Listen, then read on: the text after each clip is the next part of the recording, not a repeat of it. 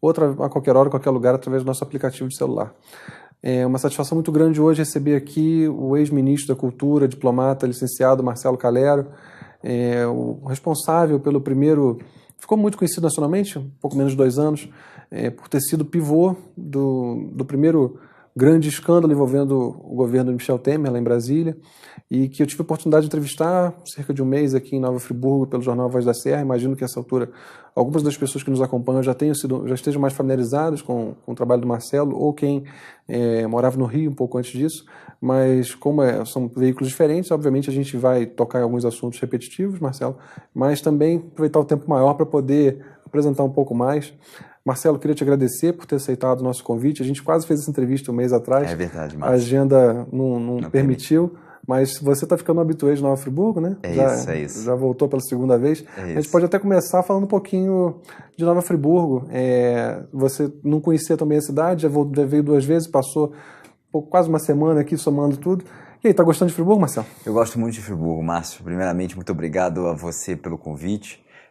Friburgo está um pouco na memória da minha infância e da minha adolescência, porque eu estudei num colégio no Rio de Janeiro que tinha muita ligação com o Colégio Anchieta, né? Também da rede jesuíta de educação, Colégio Santo Inácio, e por essa razão a gente vinha com alguma frequência aqui a Friburgo. E agora eu tenho também vindo porque a gente está construindo um projeto, eu acho, né? Um projeto de uma pré-candidatura a deputado federal, e por essa razão eu tenho procurado ouvir muito a população de Friburgo em relação ao que ela espera para o seu futuro. Eu acho que uma candidatura, uma pré-candidatura, ela só faz sentido na medida em que a gente de fato consiga ouvir a população, ouvir os seus anseios.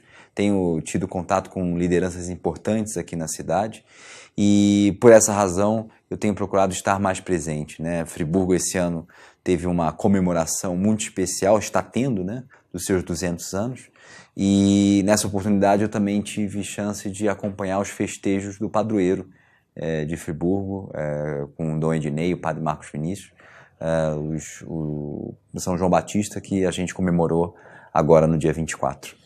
Marcelo, esse era um assunto que eu ia deixar um pouco para o fim, mas a gente acabou tocando nele, então vamos falar um pouquinho disso. Você está no olho do furacão num processo de renovação política, que envolve inclusive a friburguense Ilona Szabo, que já entrevistei aqui também, e que foi cofundadora do movimento Agora. Você participa do Agora, entre muitos outros movimentos, e a gente sabe, bom, você sabe que no ano eleitoral a gente recebe muita visita de pré-candidato aqui, é muito comum, e eventualmente alguns desses pré-candidatos se elegem e depois não aparecem na cidade. Você até aqui nos dá muitos motivos para acreditar pelo teu histórico. Você ainda é muito jovem, está com 35 anos, correto? É isso.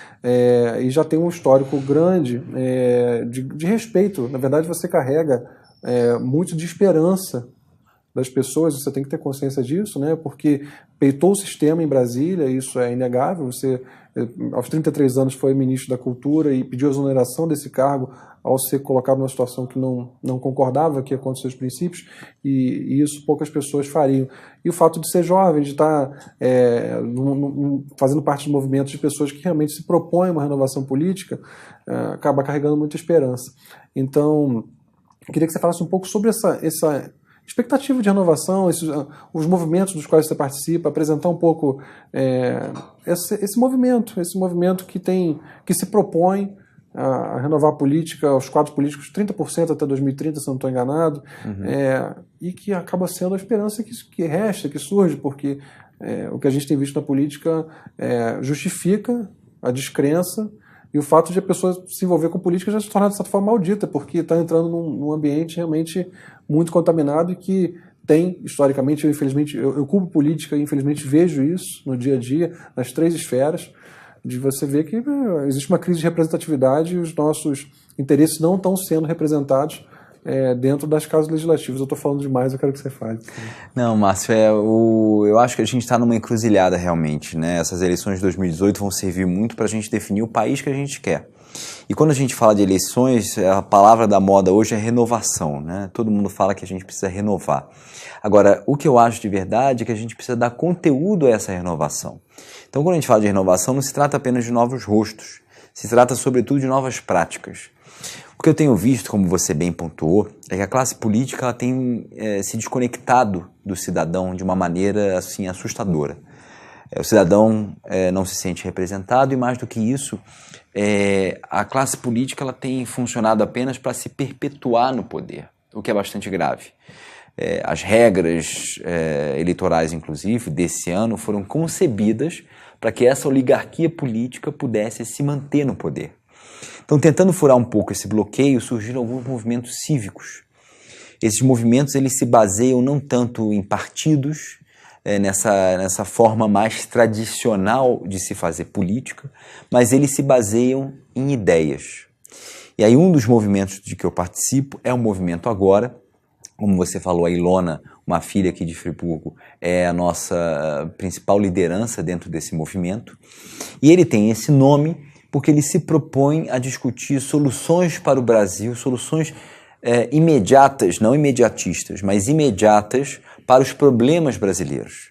E como é que funciona esse movimento? São 11 áreas temáticas, e aí vão desde cultura, educação, saúde, segurança, e especialistas nessas áreas são convidados a dedicarem parte do seu tempo para pensarem, junto com outros especialistas, soluções para esses determinados assuntos. Então, se o sujeito é especialista em segurança pública, como aliás a Ilona ela se cerca de outras pessoas e elabora um programa que vai ser discutido dentro do movimento como uma proposta, uma sugestão para o futuro do Brasil. E eu acho de verdade, Márcio, que o que a gente hoje o Brasil carece de projeto de país. Eu olho os candidatos à presidência da República e eu fico assustado. Acho que é uma sensação que todos os cidadãos têm. Porque nenhum deles tem projeto de país. Ou bem eles se dedicam a cultivarem-se como mitos, ou eles se dedicam a conflitos do ponto de vista ideológico, ou defenderem temas muito pontuais. O que eu estou falando é de projeto de país. Onde nós queremos chegar como nação, o que nós queremos entregar aos nossos filhos como país daqui a 40, 50 anos ou até antes. E quando eu tenho um movimento como o Movimento Agora se propondo a discutir soluções para o Brasil, na verdade o que a gente está querendo entregar, e aí claro que haverá os que discordem ou concordem com o conteúdo, mas o que a gente está querendo de fato entregar é um projeto de país. E esse projeto de país, ele começa em 2018 com uma ampla renovação dos quadros da nossa política. Como eu dizia, uma renovação com conteúdo, em que a gente consiga fazer refletir na política os valores e princípios que são caros à nossa população. Outro dia eu estava no supermercado e uma senhora se assustou com a minha presença no supermercado, porque disse-me ela que nunca havia visto um ex-ministro dentro do supermercado. Ela me reconheceu. E o que isso revela no final das contas? Que as pessoas têm presente que o político, como você bem disse, é aquele ser pelo qual se tem uma ojeriza que aparece de 2 em 2 anos e que não é capaz de ter uma vida cotidiana normal, regular. E o convite que eu acho que os movimentos de renovação fazem, é precisamente no sentido de que as pessoas tomem parte na política. Porque aí a gente vai evitar as decepções, aí a gente vai evitar as promessas vãs, aí a gente vai evitar situações, por exemplo, de que os políticos, como aliás você bem disse, só aparecem de 2 em 2 anos. Eu acho que hoje existem ferramentas, inclusive ferramentas digitais, ferramentas eletrônicas, que permitem às pessoas se engajarem ao redor de ideias e, mais do que isso, as pessoas cobrarem dos políticos e cobrarem das pessoas que elas elegem aquilo que foi prometido. Ou seja, mandatos que sejam de fato participativos. Que as pessoas consigam interagir de uma maneira mais fluida, mais permanente e mais direta. Pela minha experiência cobrindo política, eu penso que promessa de campanha tinha que ser uma coisa muito séria. Tinha que ser uma coisa passível de responsabilidade criminal. Exato. Até. Exato. Porque se não houve um esforço, se não houve um contexto que justifique o não cumprimento daquela promessa, isso, no meu entendimento, é estelionato eleitoral, é uma fraude eleitoral, é você colocar a democracia na mão de mentira. Ela ser definida por mentira, e isso fere o espírito democrático completamente. Então, eu penso que isso deveria ser considerado, essa hipótese, mas não quero me desviar demais do nosso tema. Marcelo, a gente ainda tem alguns minutinhos antes do nosso intervalo, cerca de 4 minutos. Vamos tentar apresentar um pouquinho você para quem não está lembrando, ou para quem conhece você a partir da situação vivida em 2016. Como é que um jovem de 33 anos, eu fiz essa pergunta pelo jornal, mas é inevitável, como é que um jovem de 33 anos, diplomata, chega ao Ministério da Cultura? Se você puder contar essa história para a gente nesses 4 minutinhos antes do intervalo, depois a gente fala um pouquinho da situação que você viveu lá quando era ministro. Né? Tá ótimo. Eu fiz Direito pela UERJ, né? Sempre gostei muito de estudar, e por essa razão eu fui ser diplomata, né? É um concurso que as pessoas conhecem, é um concurso que não é muito trivial, aliás, como qualquer outro concurso, mas era um desejo que eu tinha de ser diplomata e fui ser diplomata, graças a Deus. Servi no exterior, servi no México. Em 2013 eu fui convidado a voltar para o Brasil para trabalhar com o prefeito Eduardo Paes. E trabalhando com o prefeito Eduardo Paes, eu fui presidente do Comitê dos 450 anos do Rio, que foi um comitê que o Paes criou para celebrar o aniversário da cidade. Depois eu fui secretário municipal de cultura. E o trabalho que a gente fez na Secretaria Municipal de Cultura, também, graças a Deus, foi um trabalho bastante reconhecido. Por essa razão, quando houve a mudança de governo da Dilma para o Temer, eu fui convidado a assumir o Ministério da Cultura. Inclusive, desculpa te interromper, mas o Museu do Amanhã também foi inaugurado na tua gestão. Né? Exatamente. Eu acho que a gestão nossa na Secretaria de Cultura ela acabou sendo bastante reconhecida pela população, o que, claro, me dá muita alegria.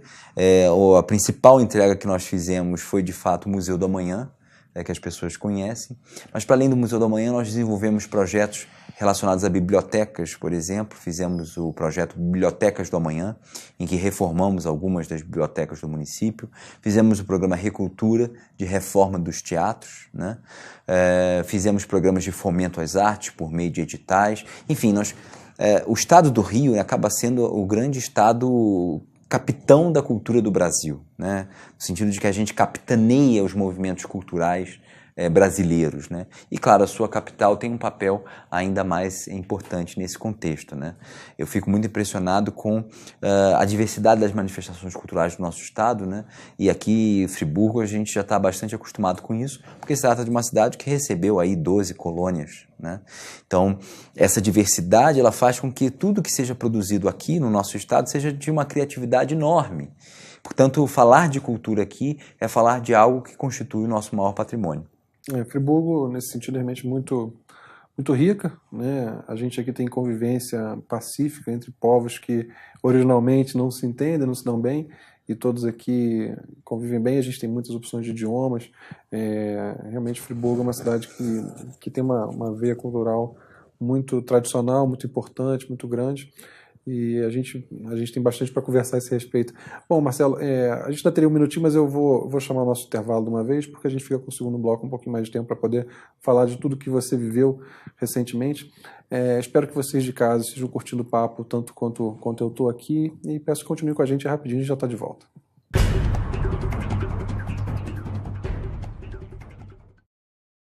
Você pode assistir aos programas da TV Zoom na hora que quiser. Pode também acompanhar ao vivo a nossa programação. Baixe grátis o aplicativo TV Zoom no seu celular ou no seu tablet e envie o seu vídeo para o nosso jornalismo. Aplicativo TV Zoom. É Nova Friburgo na palma da sua mão.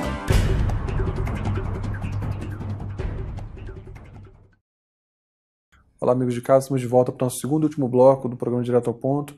Hoje recebendo o ex-ministro, diplomata licenciado Marcelo Calero, que, Marcelo, agora você pode contar pra gente, né? Acabou sendo, não que seja uma história feliz, ou que naturalmente era para você nesse momento ainda ser ministro da Cultura, mas passou por uma situação, enfim, que acabou te dando notoriedade, mas você, acredito que possa contar em maiores detalhes pra gente o que você viveu, o que você aprendeu a partir dali também, como isso afetou você e como isso te afeta até para essa continuidade na vida política, enfim. O que eu acho que no Brasil acontece hoje é que existem grupos políticos que se consideram maiores que o Brasil. e se consideram acima das leis, né? E o que me impressiona mais nessa história, Márcio, é o seguinte, que a gente vive um contexto que mal ou bem houve avanço institucional no sentido de que pessoas que a gente nunca imaginou que iam ser punidas, que nunca iam para a cadeia, hoje estão amargando prisão, né? E aí, tanto no meio empresarial quanto no meio político. Só que ainda assim existem grupos que, a despeito desse contexto em que pessoas são efetivamente punidas, eles insistem em achar que as suas práticas podem ser continuadas. A história que eu vou contar é assim muito reflexo ou muito exemplificativa disso, né? Eu era ministro da Cultura e a mim estava subordinado o órgão do patrimônio, que era o IPHAN, que é o Instituto do Patrimônio Histórico e Artístico Nacional. E o IPHAN, ele tem que dar a palavra final sobre construções que aconteçam ao redor, no perímetro de construções históricas. Em Salvador havia um prédio que estava sendo construído na Ladeira da Barra, um prédio de 30 andares, né? Esse prédio, essa Ladeira da Barra, está aí no entorno de uma construção histórica, que é uma igreja do século XVI, ou XVII, acho que é XVI, que é a igreja de Santo Antônio. E por essa razão o IPHAN tinha que dar a palavra sobre aquela construção. Bom, acontece que neste prédio, o então todo-poderoso ministro Gedel Vieira Lima tinha um apartamento. E ele, sabendo que a probabilidade de o IPHAN assentir na construção era pequena, começou a exercer pressão sobre mim para que eu influenciasse a decisão técnica do IPHAN no sentido de permitir a construção do prédio. E eu me neguei a isso. E me neguei, Márcio, por uma série de razões. Porque, como eu falei, eu sou servidor público de carreira. Servidor público é o servidor. Eu, como servidor público, pelo interesse e não por riquinhos. Poderoso, chasse poderoso. No caso ali, o público que era a proteção do patrimônio. E para vocês terem uma ideia, o prédio era tão alto que fazia até sombra na praia. Então, havia um interesse público de um lado e havia um interesse pessoal e mesquinho de outro, representado pelo interesse desse cidadão, Gedel Vieira Lima, de ter o seu apartamento garantido. E ele me falava coisas absurdas do tipo, estão dizendo que vão reduzir o tamanho do prédio, que de fato era uma solução, né?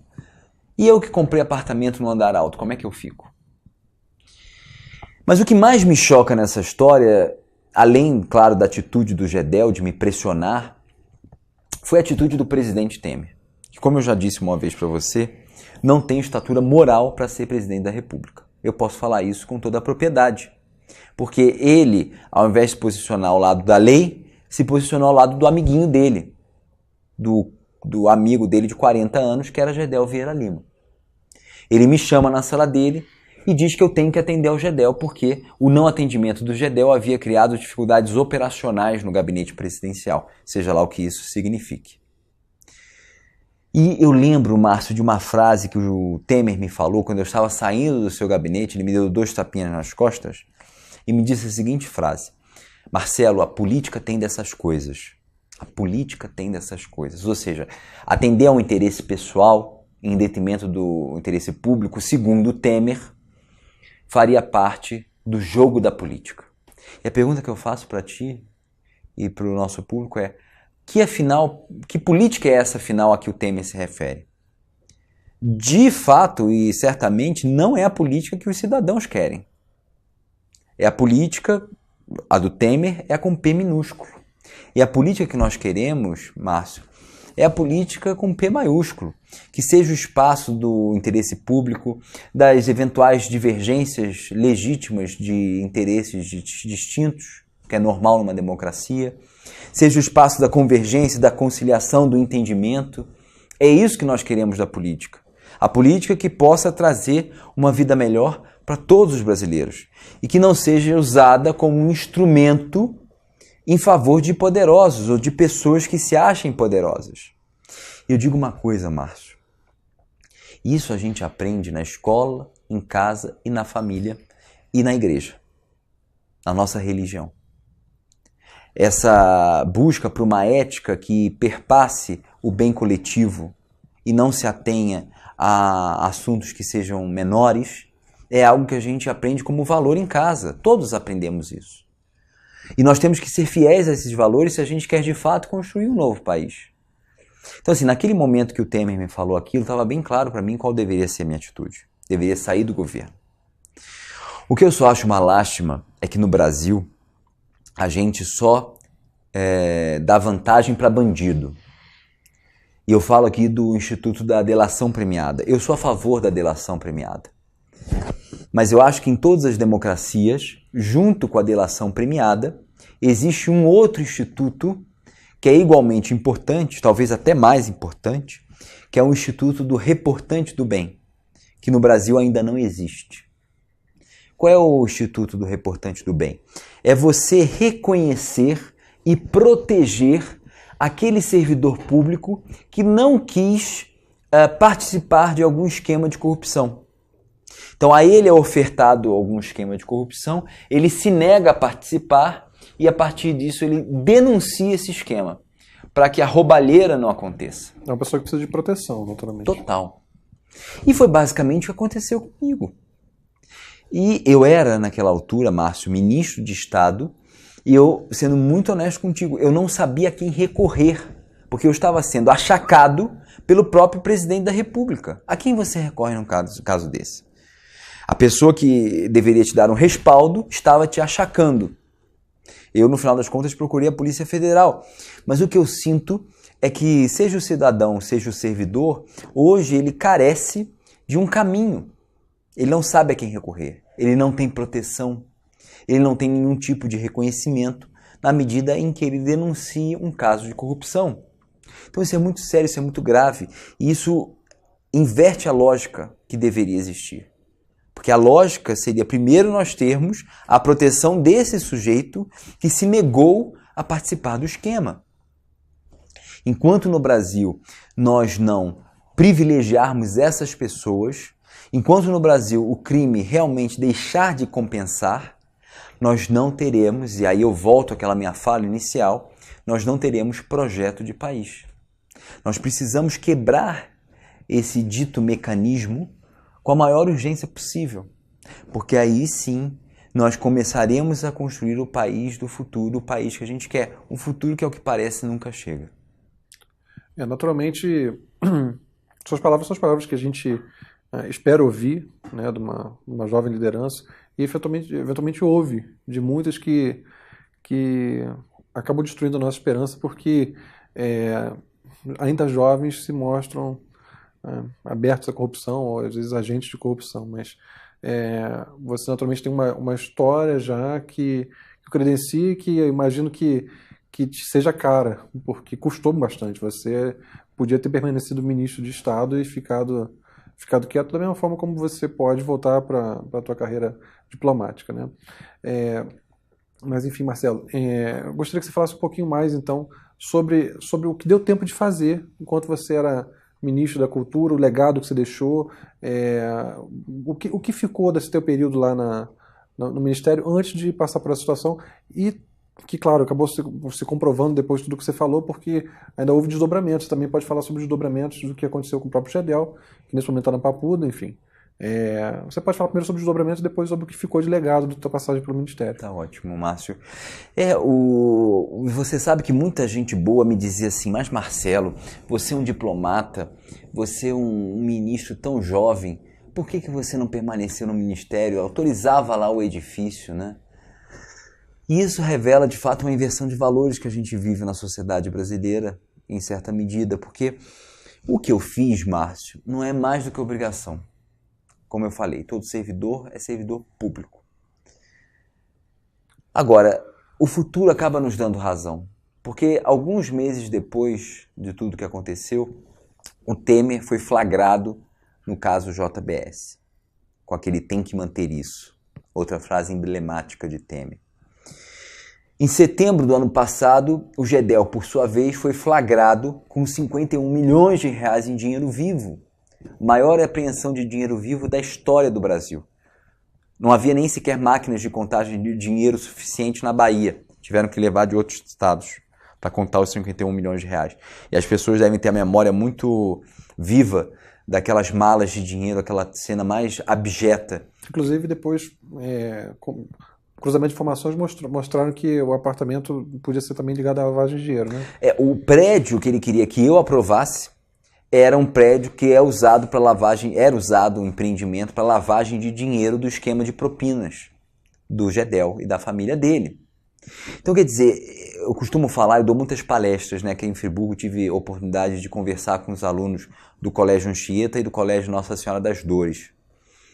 E eu falava para os alunos precisamente isso. Jamais cruzem a linha entre o certo e o errado. Porque nada substitui, nenhum cargo, nenhum dinheiro substitui a nossa consciência tranquila. Olha a situação do Gedel hoje. O Aécio Neves foi outro, que ao defender o Gedel, disse que quem tinha que ser investigado era eu e não o Gedel. Olha onde o Aécio está hoje em dia, prestes a ser encarcerado também. Então, assim, o tempo nos dá razão e fazer o certo, por mais que cobre seu preço em termos mais imediatos, no longo prazo sempre se prova o correto, sempre se prova ser a medida mais acertada. Embora o errado possa aparecer de forma mais imediata o que deve ser feito. O certo é que deve ser o nosso norte, né? E eu falo muito isso para os alunos também, né? Quantos sacrifícios, eu penso muito nisso, Márcio, quantos sacrifícios as famílias fazem para dar educação aos seus filhos? Eu sei os sacrifícios que a minha família fez para que eu tivesse acesso a uma educação de qualidade, pudesse fazer uma faculdade de qualidade e, portanto, pudesse sonhar em ser diplomata. Porque isso é um sonho. Pudesse sonhar e realizar. Quando a gente esquece o lado certo, a gente esquece desses sacrifícios que foram feitos. E ao contrário, quando nós decidimos fazer o certo, nós honramos esses sacrifícios que foram realizados em nosso nome. E não há nada mais gratificante do que honrar esses sacrifícios. Eu não sei como a gente está de tempo, mas eu, quando cheguei no Ministério da Cultura, um dos grandes desafios que eu tinha era fazer com que o Ministério voltasse a ser operacional. E no meu discurso de posse eu falei uma frase que acabou ficando marcada, que foi a frase: o Partido da Cultura é a cultura. A cultura jamais deve estar a serviço de nenhum projeto de poder.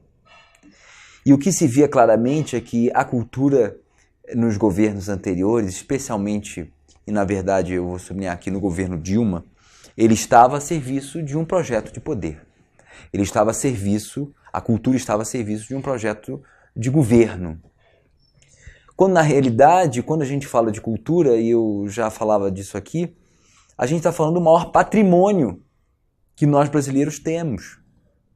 Porque o Brasil nunca é reconhecido pelos aviões que produz, ou pelos carros, ou mesmo pelos alimentos. O Brasil é reconhecido de forma mais imediata pela nossa música, pelas nossas manifestações culturais, gastronômicas. Isso tudo faz parte de um arcabouço cultural. Então nós precisamos valorizar isso como um grande ativo que nós temos, inclusive capaz de gerar renda, gerar riqueza. Então, o meu norte, quando eu cheguei ao Ministério da Cultura, foi fazer com que o Ministério voltasse a gerir cultura e não projeto de poder. Por favor, me explica o que você quer dizer com projeto de poder. Como assim você... Clareia pra gente um pouquinho o que você quer dizer que a cultura estava a serviço de um projeto de governo. O que você quer dizer com isso? Ele estava a serviço de uma militância. Ou seja, era um ministério que privilegiava a militância. O ministério tinha a maior parte dos seus cargos de confiança ocupado por militantes de um determinado partido. Então, assim, o que nós fizemos? Nós fizemos uma medida corajosa que foi colocar esses cargos de confiança na mão de servidores de carreira. Esse foi o meu grande legado, eu posso te dizer, Márcio. Fazer com que os servidores de carreira pudessem ser entrevistados. Havia inúmeros talentos desperdiçados naquele ministério simplesmente pelo fato de que eles nunca haviam sido ouvidos pelos seus chefes, pela sua chefia.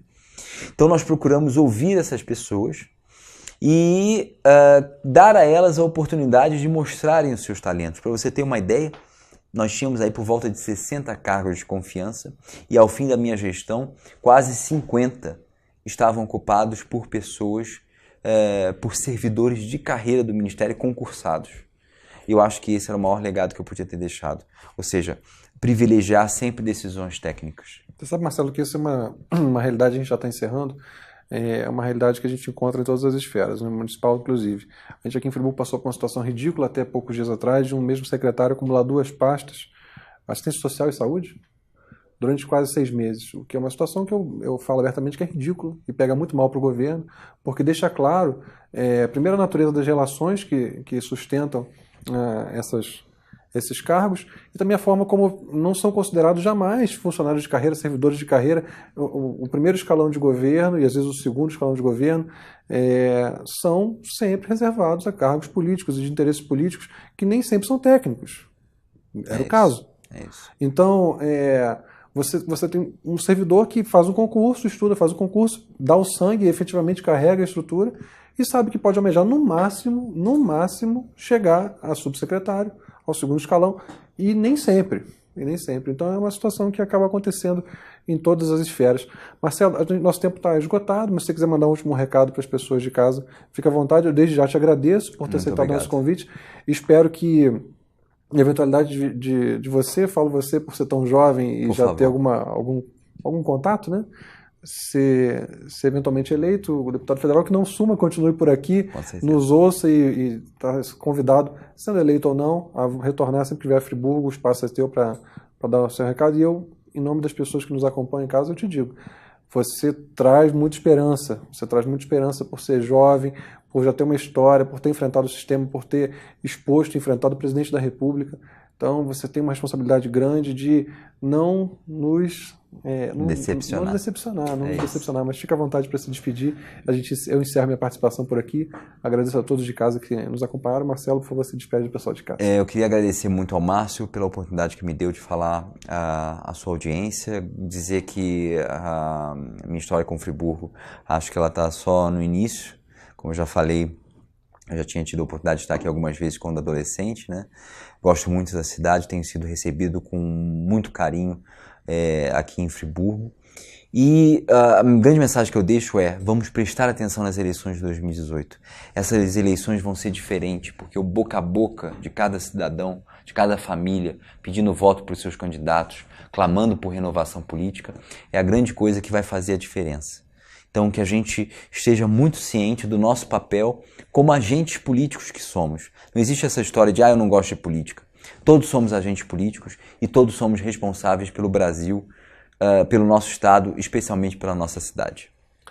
E muito cuidado com fake news, né? Essa é uma eleição que pode ser definida por fake news. A gente volta na semana que vem com mais um programa Direto ao Ponto. Espero que tenham gostado tanto quanto eu. Obrigado pela companhia. Até lá.